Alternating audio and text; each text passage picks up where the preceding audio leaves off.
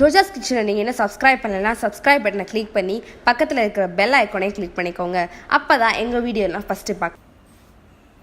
இன்றைக்கி நம்ம கிச்சனில் என்ன பார்க்க போகிறோம் அப்படின்னு பார்த்தீங்கன்னா ஆப்பிள் ஜூஸ் பார்க்க போகிறோம். அதுக்கு 2 ஆப்பிள் இந்த மாதிரி குட்டி குட்டியாக கட் பண்ணி வச்சுருக்கேன். ஒரு கிளாஸ் காய்ச்சின பால் அதை ஆற வச்சுருக்கேன். காய்ச்சின பிறகு ஒரு அரை மணி நேரம் ஆற வச்சுருக்கேன். சுகர் வந்து தேவையான அளவு. இப்போது மிக்ஸி ஜார் எடுத்துக்கோங்க. மிக்ஸி ஜாரில் ஆப்பிளும் இப்போ சுகர் சேர்த்துப்போம். சுகர் தேவையான அளவு சேர்த்துக்கோங்க. பாலையும் ஊற்றிடுங்க. இப்போ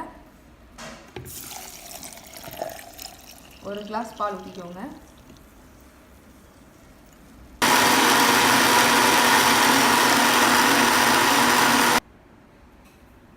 இப்போது மிக்ஸிலேருந்து அரைச்சிட்டேன் ஆப்பிள் ஜூஸ் ஊற்றிடலாம்.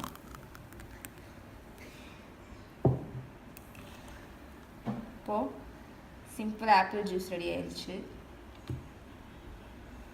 நீங்கள் ஆப்பிள் ஜூஸ் போடையில் தோலை சீக்கணும் அவசியம் இல்லை. தோலில் தான் சத்து இருக்குது, அதனால் தோலை சீக்காமல் போடுங்க.